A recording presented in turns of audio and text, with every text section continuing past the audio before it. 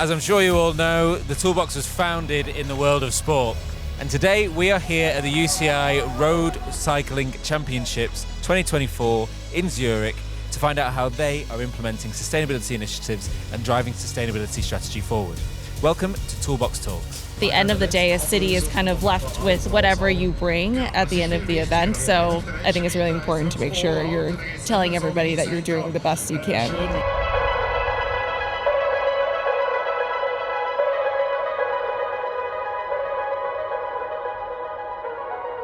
So, thanks a lot, Fabienne, for being with us today. And you are the sustainability manager for this event, right? Yeah. Yeah, so, I mean, maybe we could start by, tell us why sustainability is so important for this event. So it's actually the very first event or World Championships that has para cycling races and non-para included. And they all cross the same finish line in Zurich at the Sachsenhüttenplatz. And this is the first time that ever happened. So inclusion was always really important to us, and it was deeply in our vision and culture from the beginning. So sustainability, that includes inclusion, of course, was always a big part of the event and the planning. Yeah, for sure. I mean, driving the sort of social side of sustainability is, something that's often missed out, I think. And yeah, it's really amazing that that's part of, the wider strategy. But I mean, changing a little bit away from Zurich 24, while we were doing our research, we saw that you're an Olympic athlete. And I think it's really great for the people listening and watching this podcast, maybe to sort of see that, if they're trying to create sustainability initiatives, if they're trying to create sustainability strategies at their place of work, there's always the opportunity to shift gears from what you're doing in one space and move to another space. So I wonder, if you could speak a little bit to how you go from being a top flight athlete to becoming a sustainability professional. Yeah, I was a professional snowboard athlete, and I competed mainly in halfpipe. I was part of the 2002 Salt Lake City Olympics, which was an amazing experience. Traveled the world, snowboarded. I spent my summers on the glaciers in all over the world, kind of Switzerland mainly. But at that time, I already saw how the climate changes and how we're losing glaciers and how there's less snow, how some of the resorts have to close because there's no more snow lower down, and the ski lifts that I learned skiing on, they don't exist anymore. And now with my daughter, of course, I wish I could go there. Go down the same route and stuff. Yeah. And so I was always aware of the fact of the climate change, especially, and also interested in protecting what I love, snowboarding. But now just recently, 2 years ago, I decided that I want to change into more of the sustainability topics, because I saw that need, that there needs to be people learning about it, and it's going to be one of the main topics that we'll be facing in the next few years or decades, and I want to be part of that change, and I went back to school to learn about it, and I'm fully working in sustainability now, and I love it. Yeah, I think I have actually a valuable perspective, like you say, with I also could see from the business perspective or marketing perspective, and it's not just it can't just all be sustainability. Like, we need to finance the event and we need to make the sponsors happy. But we could be creative, and for example, an example in Zurich right now, we came up with the idea for hosted areas for people with disabilities.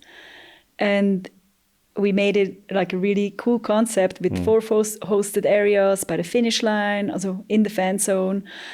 And we found a sponsor, Oxbow, that said, we want to jump on that wagon and sponsor those hosted areas. So I think you can also find figure out innovative ideas, and then work together with marketing to sell your sustainability projects, and that works really well.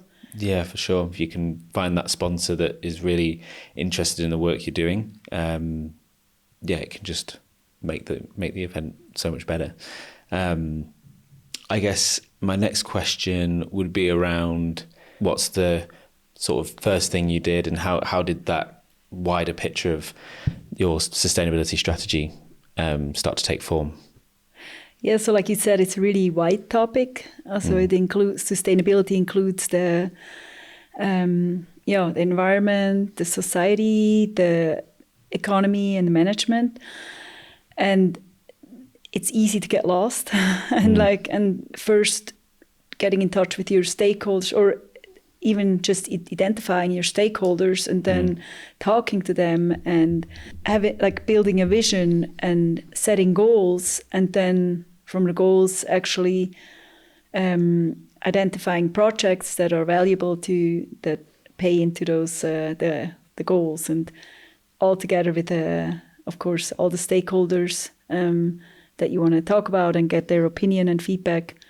And that's how I started the process. I guess we're here because Swiss Cycling is one of the members of the Toolbox, and they developed part of their sustainability strategy using some of our tools. So I wonder, in what way did Swiss Cycling sort of support the sustainability at this event? Were there any sort of strategic objectives that you guys had to align on? I got in touch with them really early on in the process, and also talked to them and integrate their objectives in our event, because we're also here to. It makes sense to have same objectives and work on pull the same strings and not everybody doing something totally different. And they're really, also Swiss Cycling was really helpful to guide me along the way too. And we had monthly meetings where we exchanged ideas, and I told them how it's going from our side, and they gave me feedback, and also, for example, about the evaluation, also the reporting, the CO2 reporting. They gave me a lot of good feedback on that topic, how they did it, because I've never done that before. And It's so valuable to exchange ideas and Through those conversations and through, those strategic objectives, I don't know, could you speak to some of the initiatives that are going on at this event this year? Like, what kind of things have you set out to meet some of those objectives?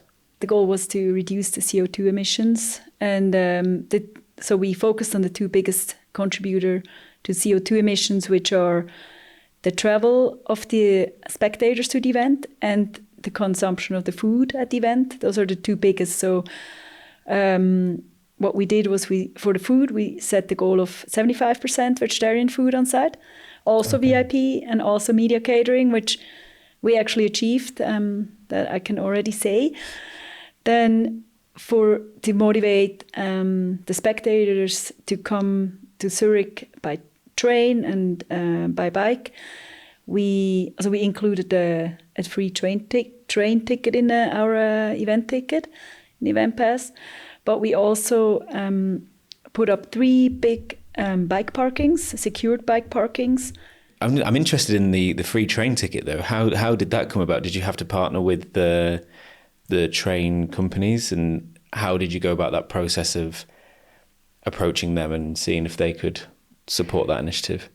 Yeah, we did a partner with the ZVV, the train system here, and something really valuable having train tickets included in passes, and a lot of events actually do. So I think it's almost expected, or like a standard, becomes a standard, which is great. Yeah, is it something that there was a big struggle to get buy-in to? Or was the whole team already on board, and did they really want it to be a sustainable event? I think it is always a struggle. Yeah. But the lucky situation here was that with the paracycling, inclusion was such a important topic, and it was a demand that they said, we're only doing this if we can combine the para and non-para World Championships. So it was set from the beginning that inclusion will be really important, and they also used it, like the politicians and the organizing committee. they really used it to say, oh, we're going to be such an inclusive event. And then I always was able to say too, like, okay, we got to follow up. If you say that, we really need to deliver. And I think they did not say no, because they knew, like, oh, they'd already made the commitment kind of thing. We want to set new standards, but okay, let's do it. And that was actually a really good situation for me.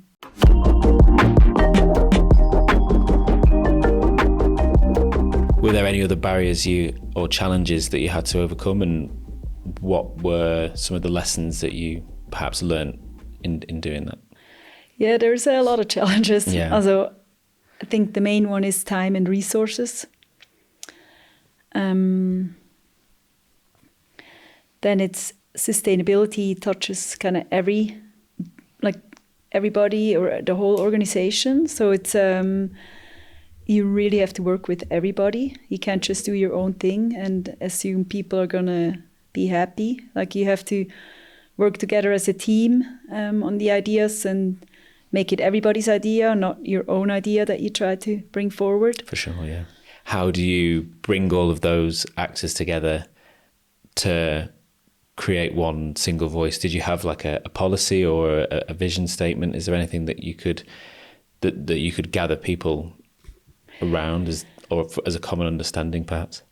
The good thing was we had weekly or bi-weekly meetings in the beginning, and so everybody could bring in the topics, and I brought in the sustainability topics quite a few times, also with the guidelines that we developed and concerns that we had, or inclusion, or ensuring a barrier-free event access, ticketing. Right. But you really have to be on top of it too. Mm-hmm. So you're not, because sometimes they don't involve you too, because they think, oh, it's easier if we don't ask everybody for their opinion, and they just do things, and then you realize, like, oh, people with disabilities, they can't afford paying like expensive tickets, so how are we going to deal with that? And you always constantly have to find solutions and but work together, and I think collaboration is key. So this is the segment of the show where we get our guests on the bike and we ask them questions about sustainability and cycling, and we can see who answers the most questions right. If they stop pedaling, they are disqualified. Okay. So, Fabienne, it looks like you're ready already. Are you ready to go? I am ready. Okay. 1 minute on the clock, please. And your time starts now. What is the average CO2 emissions saved by cycling 10 kilometers instead of driving? 0.5 kilogram, 1.5 kilograms, or 2.5 kilograms? 1.5. Correct. What percentage of global CO2 emissions comes from transportation? 10%, 15%, or 25%? 25. Correct. How many litres of water are used to produce a typical bike tyre? Is it 30 litres, 100 litres, or 200 litres? 200. It's 100. What is the most eco-friendly material commonly used for bicycle frames? Steel, aluminium, or bamboo? Bamboo. Correct. Cycling generates 0 emissions. True or false? False.